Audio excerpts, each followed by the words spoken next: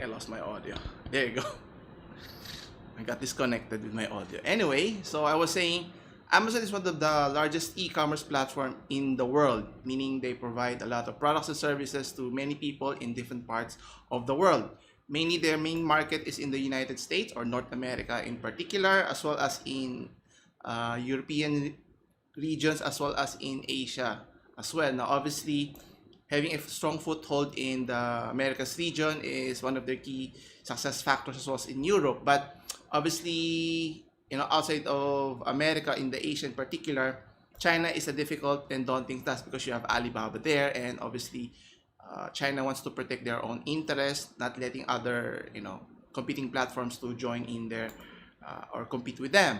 Which leads us to their next largest market outside of the United States. You have China, you have India, which is a large market enough that they're willing to invest millions or even billions of dollars just to be able to have a piece in their market. And one of the surprising things here is, what would think that if you invested, a large amount of money, in this case in the north of millions or billions, as I mentioned, that they would be successful. But that's not the case here. And according to the article here, according to TechCrunch, that it's stating that Bezos is going to have a difficult time, or is having a difficult time in terms of penetrating the Indian market, in terms of how the government is trying to protect the interest in terms of if you want to start a business, whether you're Apple, Google, or even in this case Amazon, you cannot simply put up shop in their market and start your business. You have to partner with local companies or partner companies that are based in India, and in order for you to succeed or prosper in a sense, right? And this is according to Bezos.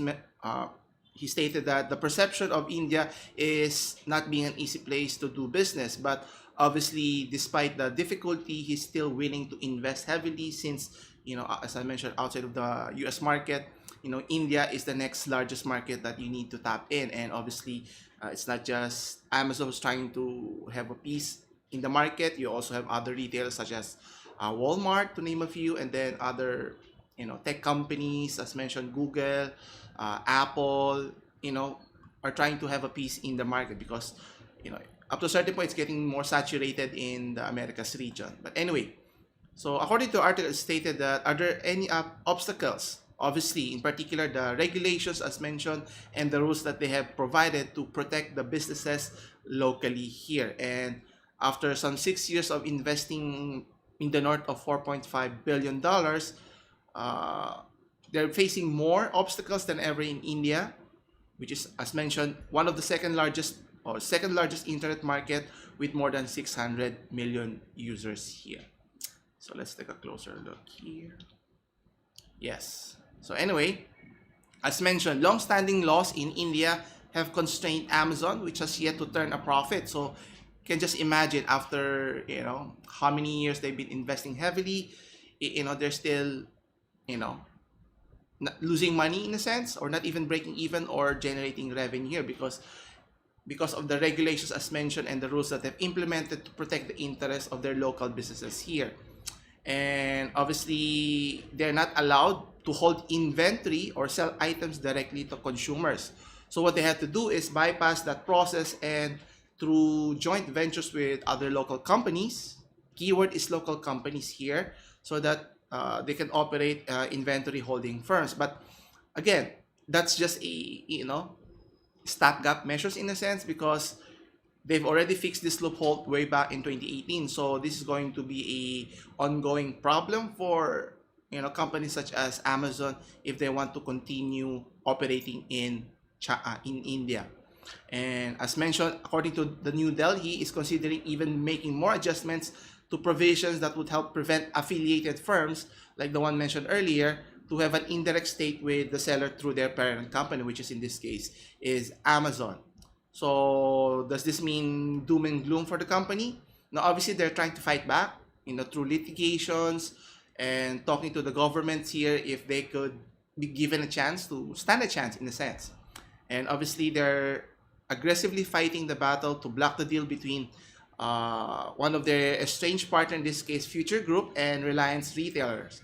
So they're the local companies that have a strong foothold in the retail market. So obviously companies such as Amazon and Walmart are trying to invest heavily in those companies so that they can push in their products and their platform as well.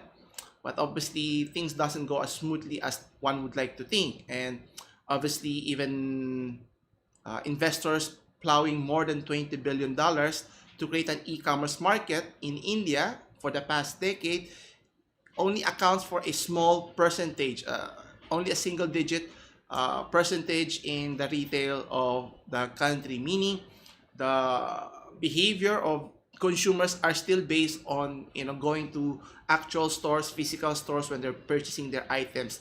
They still not yet transitioned like other first rate countries into shifting to online purchases rather than physically going to the stores themselves. And as I mentioned, I think we've discussed it in previous live stream as well, wherein Reliance Retail, which is and telecom giant Geo Platforms, two subsidiaries of India's largest corporates, which is owned by billionaire Mukesh Ambani's Reliance Industries, is also entering the e-commerce market, which is competing with the business of Amazon, which is obviously a big problem for Jeff Bezos. And obviously they've been getting backing from tech companies such as Facebook and Google here. And obviously Amazon's growth can be stymied here and so forth. And obviously one of the key issues here, why is it so difficult for foreign companies to invest or start their own business, is they call it the voice for the local businesses, as mentioned.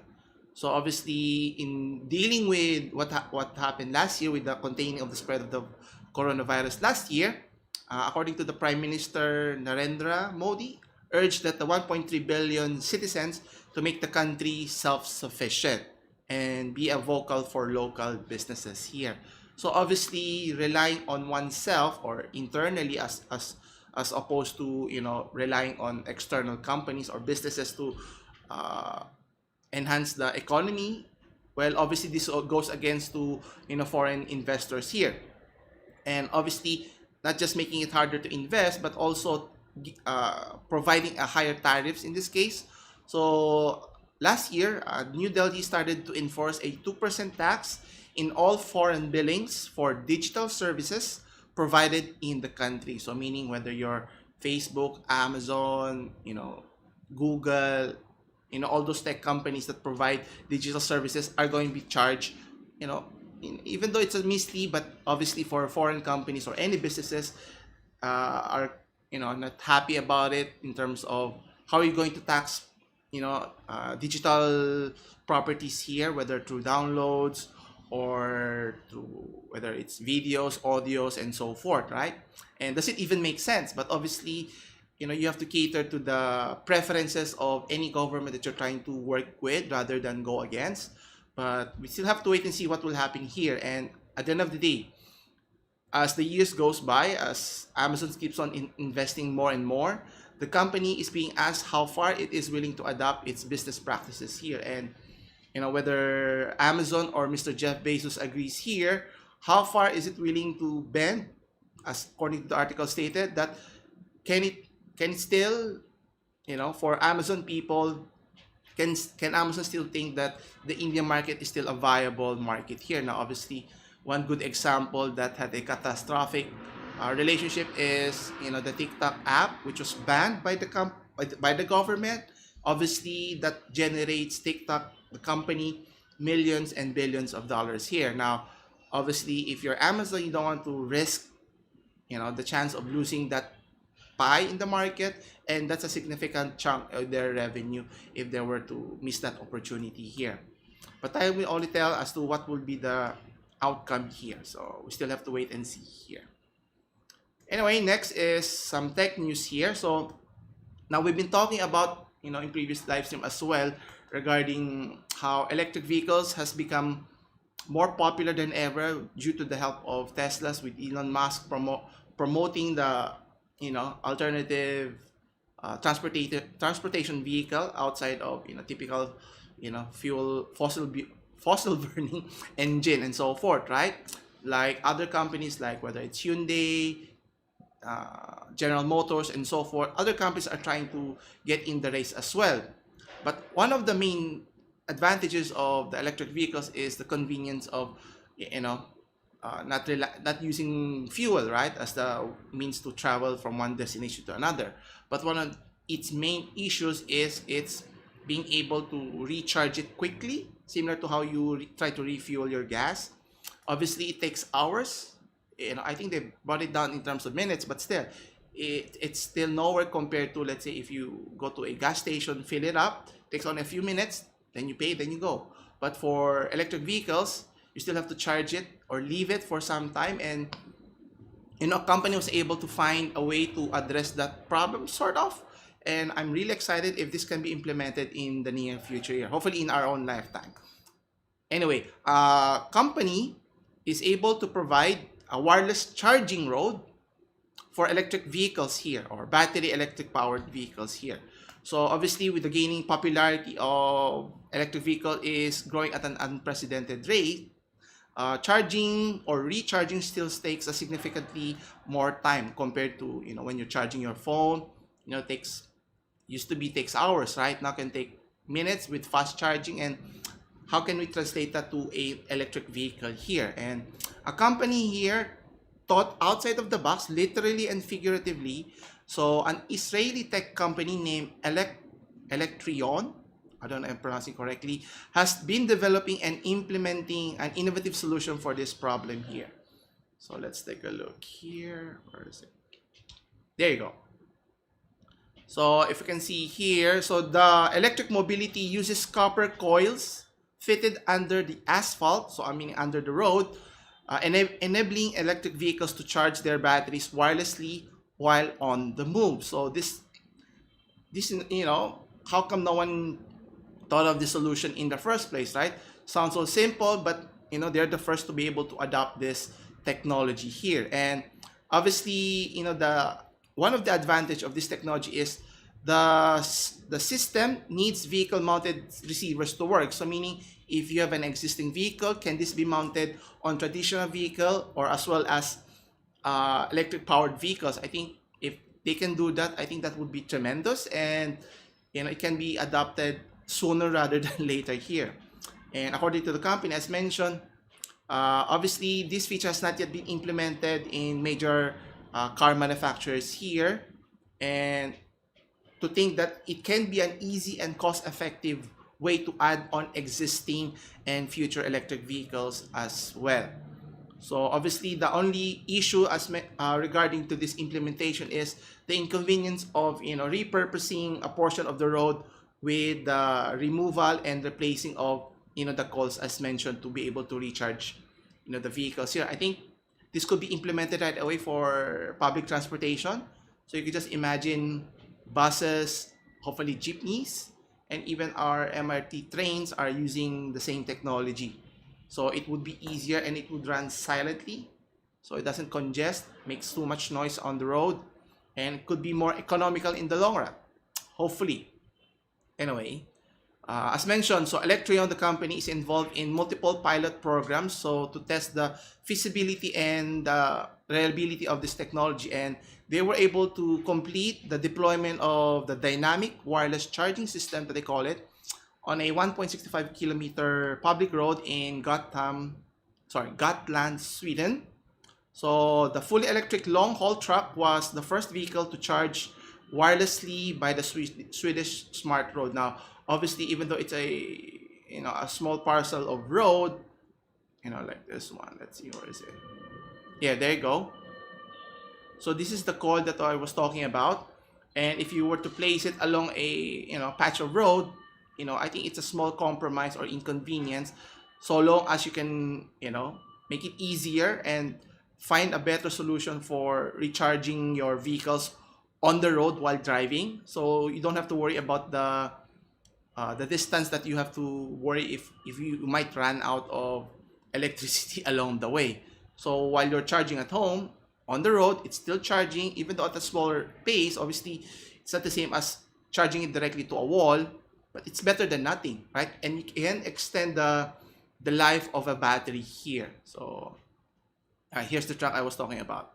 So as mentioned, the 200-meter segment of the road, they tested it at various speeds, all the way to 60 kilometers per hour, 37 miles per hour, averaging a transfer rate of 70 kilowatts here. Now, obviously, they will also mention that snow and ice does not affect the charging capabilities here. Now, obviously, it only applies to certain regions, because in particular in our country, flood is one of the major issues that we have to take that into consideration.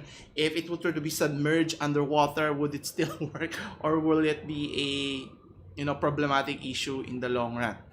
But the possibility has already been opened up for everyone here. So it's up to the car makers to adopt this, and obviously for governments to push this technology and be able to implement this, and so that every citizen can benefit from it. It's not just businesses, but as well as for individual citizens here. And as mentioned in the article, the technology's potential is limitless here.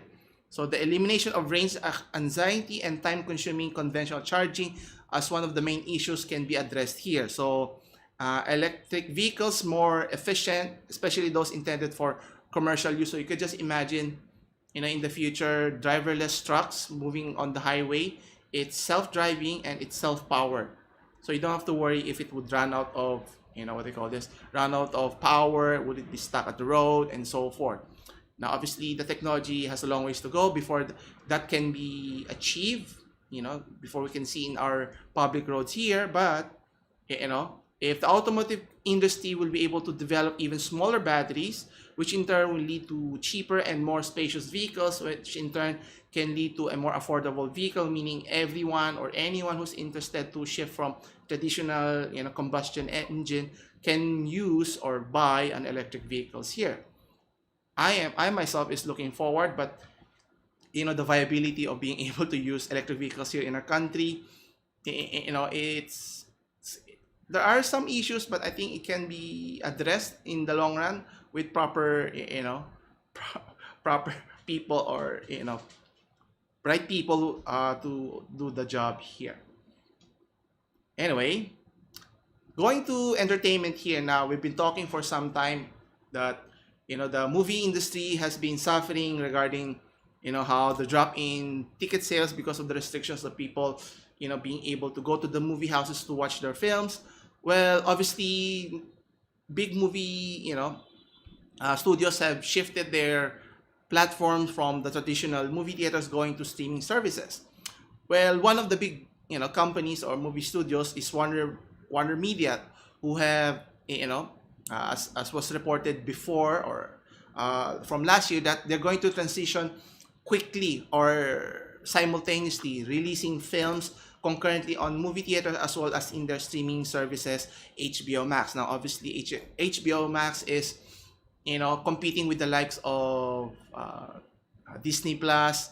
You have Peacock for NBC Universal, and you also have the giant, which is Netflix here. Now, obviously, in this article, according to CNBC, they're trying to push, or there have been reports that there is a planned Harry Potter TV series, whether you're excited or not.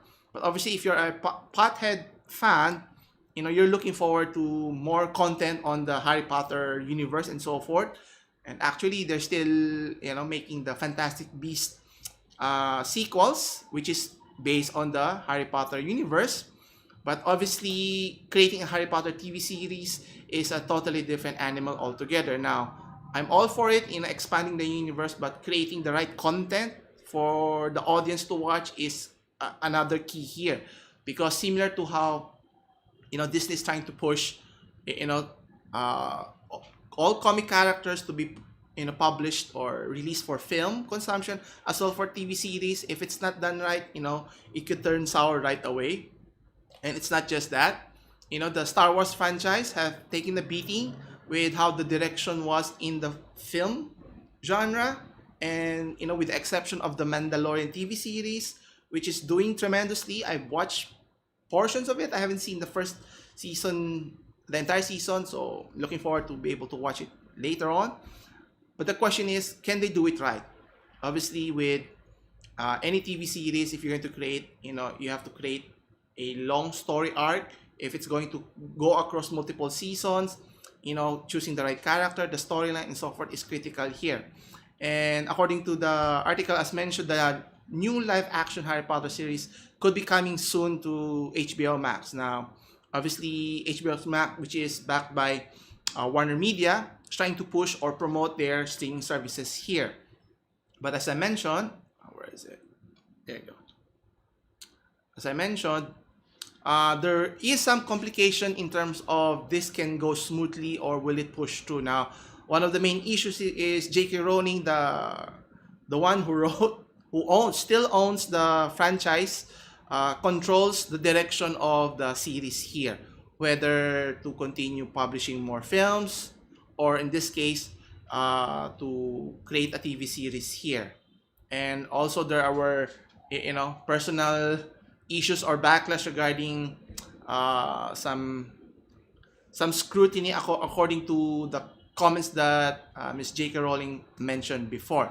But apart from that, the key here is a Harry Potter live TV TV series is necessary? Are people looking forward to watching more of Harry Potter here? Will it be based on Harry Potter? Will it be based on a different character altogether?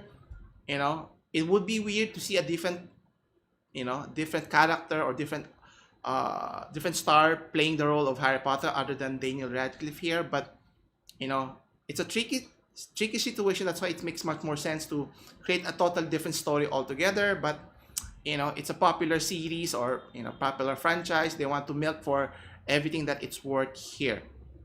Now they've been in multiple conversations with potential writers, so they're still in the early stages to explore what type of story or how it's going to be presented in the general public here. And it's going to be a difficult endeavor here unless you have J.K. Rowling providing insight. At the end of the day, it's her content. She's the one who is more knowledgeable in terms of the direction and what could be the story moving forward, which arc they should follow, and so forth here. And obviously, for the company HBO Max and for Warner Brothers, their main goal here is to expand the Harry Potter and capitalize on its popularity. Now, obviously, they've created films, merchandises, and when they partner up with Warner Brothers, which also owns Universal Studios. And guess what? In Universal Studios, they have one of the most popular franchises in the country in Japan, which is the Harry Potter team here. So, question is, will it push through, or will they encounter more obstacles before scrapping the idea altogether here? Now, obviously, if you're a Harry Potter fan, you are excited to see if there's a possibility of extending the story here beyond from the main characters from Harry Potter's and so forth. But obviously, NBC Universal, which inked a 7-year deals right with Warner Brothers for the rights to release the domestic TV distribution as well as US broadcast cable as well as streaming rights as well as the Wizarding World franchise. Now this will end in 2025, so it's incumbent upon them to ensure that they maximize their opportunity in terms of how to generate more revenues for their business. Now, whether this involves digital initiatives as mentioned, whether through streaming as well as the theme park content. Obviously, going to theme parks is a big daunting task, especially with the new lockdown that's happening in Japan. But one could hope maybe sometime even later, or even they have to wait until next year. And speaking of HBO Max, on a related story, there's been another speculation, or they're considering that one of their more popular series, which is Game of Thrones, which I've watched and I've enjoyed, but with the exception of the last season. But there were reports that they were talking about extending the franchise into an animated new series. Now, whether that's a good idea or not, again, it's the same story here. Obviously, HBO Max is trying to push their popular content here and trying to milk for what it's worth, as mentioned. Could they create the same success? Obviously, the Game of Thrones, like the Harry Potter, was successful because of the books that they were based on. And if they're going to expand on that, who's going to create the content? Right? So they need to be very careful with this one. And obviously for Game of Thrones, this is published by the popular author George R. Martin here, and unless he creates more books relating to to the universe of Game of Thrones, it would be a difficult task. And with how they ended with the last season, it just goes to show how things can turn out poorly if they don't do it properly. And obviously right now it's not just the TV series that the animated series they're focusing on. They're also currently in the development of the spin-off of the House of the Dragons, which take place 300 years before the Game of Thrones series here, which is expected to debut sometime next year. So obviously, if you're a fan like I am, I'm always looking forward to it. But what type of storyline? Hopefully, it's a better than what we expected or got from season 6 or season 7. What was the last season for Game of Thrones here? Anyway, so continuing with entertainment. Now, obviously, going to movies is not an option now. So that's why streaming services is another great alternative for people to catch up with the TV series or as well as films that they want to watch. Now, how about for sporting events? Now, obviously, if you're watching American football, baseball, which are already finished, the NBA season is still ongoing. The difficulty, or they've been restricted, for fans to not be able to watch the games live. But some events have been able to incorporate limited seatings because of the social distancing. But the question here is, how do you ensure the safety of all the sports fans who's watching the live sporting events? And according to the article here, according to ESPN, in Miami, in particular, the Miami Heat team is using a very, I won't say unorthodox, but it's a tried and tested method, but they just use it for a different purpose here. So they're using dogs to be able to detect if a person, or in this case the fans going to watch a game, have coronavirus or not. Now, whether that's a hoax or is it a valid testing method, but the point here is, if it can be validated, if it works effectively, I think this is a means to encourage more people to be able to watch sporting games live again. Obviously for NBA in this case, they're hemorrhaging in terms of revenue because they've only allowed limited seats. It's still not yet at max capacity, wherein obviously they generate revenue from movie ticket ticket holders to watch the game, as well as the special VIP box areas, which cost a lot, as well as the TV revenues that they generate from viewers from watching at their respective homes. And as mentioned here, so they're using the coronavirus sniffing dogs at the American Airlines Arena to screen fans who want to attend their games. So they're using highly trained dogs, which have been in place for some games during the season, in which team has allowed a handful of guests. So they started with friends and families of players as well as staff. So they use this as a trial run to see if it would be effective, and would it be counterintuitive? Would it cause more cases, the rise of cases here? So they're only allowing a limited number of ticket holders to be able to watch the games live here, as mentioned. So let's see here. Where was it? There you go. So as I mentioned, so according to Matthew Jafarian, I hope I'm pronouncing it correctly. So he's the HIT's executive vice president for business strategy, stating that using detection dogs are nothing new here. You've seen it in airports. They've been used in mission critical situation by the police and military. So we've used them at the arena for years to detect explosives. Now, that's true, right? We've seen them, roaming around in different facilities for, obviously for threats of that can be critical to human life, right? But in this case, it's totally different application here, is detecting if a dog can detect if a person is sick or not. In this case, if you have the virus or not. Now the question is, what might think now, is it an effective alternative from testing, getting the swab, blood test, and so forth? Now the goal here is for the Miami Heat is to keep attendance under 2,000 fans, but obviously that's just only 10% of their capacity here, and obviously the seating will be limited, and they'll still focus on social distancing here. And this was implemented, was not yet was first implemented not in a sporting game, but it was put into place of all places in airports in Dubai, as well as in United Arab Emirates and in Helsinki. So the goal here is to be able to detect passengers moving to and from any points of location, so to give some assurances to other passengers that if the dog does not detect, you're good to go, something like that. So in this case, in the sporting events like watching a Miami Heat game, fans arriving at the game will be brought to a screening area, and where the dogs will walk past. If the dogs keeps going, the fans is cleared. If the dog sits, then that's a sign that it detects something, or in this case, the virus, and the fan will be denied entry here. And obviously, at the end of the day, now what about the other circumstances if, let's say, you're not comfortable with the dog, or if you're allergic to dogs here?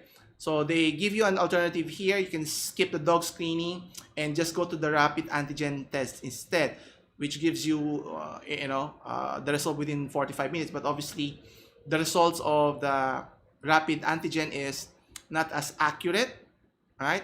Typically, it takes days for the actual result to determine that. So I don't know, how do you bridge that concern?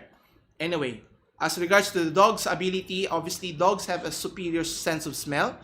Medical researchers has also stated that they have long reaped the benefit of canine sniffing.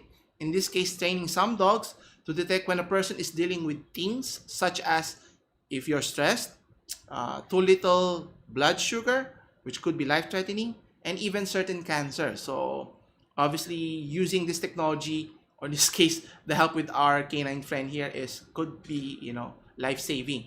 And according to a German study mentioned, the dogs were able to detect 94% of the time when it came to the coronavirus detection. Now, can this be relied upon? Obviously more testing is needed, but it's better than nothing, right? Obviously, in this case, the NBA is trying to find ways to ensure the safety of their ticket holders, and hopefully this can be implemented also in other, sporting events, as well as in businesses. Obviously, getting tested is costly, but getting a dog, to sniff the virus is a more cost-effective way. So we'll see if it's going to, become popular in the future here. Anyway, next, in the entertainment. So along with the entertainment here, we have Microsoft here now. Microsoft is in hot waters for quite some time now. With their latest iteration is, with their latest sudden price increase of their Xbox Live Gold offering here. Now, obviously, the company has recently released their Xbox Series X and Series X newest next-gen consoles, but in terms of the popularity, Sony is still ahead of the competition. Obviously, you have the three main platforms: Xbox, you have Sony PlayStation, as well as desktop PCs here. And I forgot the fourth one. You also have Nintendo Switch here. But obviously, for Microsoft, they're trying to find ways to generate more revenue. But at to what extent? Now, obviously, increasing price makes sense if there's value to be provided. And to them, they're just trying to, I don't know, irritate players. They used to provide a yearly subscription of $60 for their, as I mentioned, Life Gold's service, and then they just suddenly increase it twice the amount to $120. Now, it may not seem much from others, but obviously, if you compute it for a monthly subscription, that's going to be double that when you're expecting from $10 to $20 a month. So that's almost 5,000 pesos already in our currency here. And whether that's fair or not, obviously the fans have spoken, the gamers have spoken, and no one's liking their strategy here. It's similar to what Cyberpunk or CD Projekt Red did with releasing a pish posh or terrible game that is unpolished here. Similar how EA does their business, releasing unfinished or terrible games to begin with, and asking people to pay for full price here. And according to the statement on Microsoft, so let's take a closer look. There you go here. So according to the article here, Microsoft is full statement stating that they messed up and you were right to let us know. Connecting and playing with friends is a vital part of gaming, and we failed to meet the expectations of players who count on it every day. As a result, we have decided not to change Xbox Live Gold pricing here now. One might be wondering, why are they changing the pricing here in the first place? Now, obviously, not only do they have Xbox Live Gold as a service, they also have the Xbox Game Pass, which you are able to play in different platforms, whether in consoles or in PC or a combination of both. And obviously, they rather prefer you buy the Xbox Game Pass, which is a more lucrative endeavor for Microsoft, which is they have millions and millions of subscribers there. So one way to do that is to discourage people from using the Xbox Live service anymore and shift to a more popular or more lucrative service in the Xbox Game Pass here. Now, obviously, it backfired, which was terrible to begin with. And if you want to charge more, provide more value to your services, and I think people will not complain in terms of why charge more for the same product here, right? And obviously, as mentioned, Microsoft focus in recent years, which has been to promote their Xbox Game Pass services. So gives you ultimate tier that includes access to Xbox Live Gold. So meaning Game Pass gives you access to gold, to the Live Gold, and obviously provides value for many players here. And obviously the strategy and the article also says the same thing, that the gold price increase is an attempt to nudge people into paying for more expensive services, which is fair if it's valuable, if it's reasonable. But if you're going too much just for the sake of you pay for more for the same price, I don't think it's not surprising that the announcement was poorly received by many gamers here. And even though I'm not a Microsoft Xbox user, but if Sony were to do that, I'll stop participating, paying for the Sony PlayStation Plus services that they provide. Anyway, do you agree? Anyway, for some local news here, so we've been talking about last week regarding how the government is primarily focusing on build here, and is it the right choice for the government? And based according to the GDP that was posted here, according to Rappler.com, our economy has been stymied, a shrink to only growing by 9.5% here in 2020 here. Now, investing on infrastructure projects is critical to, getting products and services from the provinces to the cities here. But, with the pandemic that's still ravaging worldwide, not focusing on the health sector could be a cause of concern if we're going to, if we want to have a fast recovery compared to other nations as well. And let's see here, according to the Philippine Statistics Office, they've stated that the sharpest dip has been on record since the available dating back in 1947. That's already more than 70 years ago. And the first GDP decline since the 1998, which was the Asian financial crisis, which was again some 20 years ago, where it was less than 0.5% decrease that particular year. And we can only be optimistic in terms of bouncing back for the current year, but obviously what the government focus on, invest on, will dictate how fast we can recover here. And obviously other ASEAN nations here have been reluctant or have not yet fully announced their GDP figures. So obviously only we can control is on our side. So the Philippines' slow recovery is attributed on further easing of lockdown restrictions and amid the continuous rising of cases here. Now, increased spending during the holidays boosted GDPs, but as well as the seasonal uptick in remittances. But with the typical strikes on thunderstorms, cyclones that occur in particular last October and November, obviously wiped out gains in our agricultural sectors here. And obviously this is what we got at the end of the year. Now, coming this year, the government expecting a somewhat positive growth rate in our GDP, something around 6.5 to 7.5. and 8 to 10% by 2022. Now that's being optimistic if we do our jobs properly, if they make the right decisions. Assuming these conditions are based on we're still under some form of quarantine restrictions all the way to the end of 2021. Now, is vaccine the only solution here, or is there something else that we need to focus on in terms of preparation? If this situation were to occur again, will be prepared? Is the facility infrastructure, people trained for these scenarios for avoiding a catastrophic, total lockdown nationwide again in the future? Well, only time will tell. Right. And finally, for some interesting stories. Now, here's an interesting story that was shown. I saw this video while watching Lou later. So he showed that a person was able to, if you like origami, paper folding, you'll be astonished as to how this person was able to do it. Now, in this story, he was able to paper fold a single sheet of paper, just one, and create an elaborate armored samurai. Okay, so let me show you what it looks like.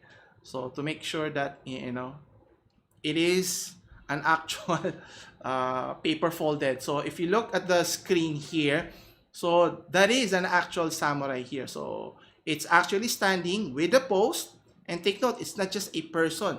So it has, the armor set, the helmet, the gear, and so forth. And just to give everyone an idea of what was the process like, so Mr. Juho Konkola, I hope I'm pronouncing his name correctly, spent 50 hours of scoring, folding just one sheet of Wenzu rice paper to create, as mentioned, the detailed samurai complete with plated armor, traditional helmet, and the sword itself. So it's from a 95 by 95 centimeter page paper. So the 20-year-old Finnish artist used a combination of wet and dry origami techniques to shape the 28 centimeter tall warrior here. Now there were several hundreds of steps to fold it from square, and there are probably thousands of individual folds. So let's see here.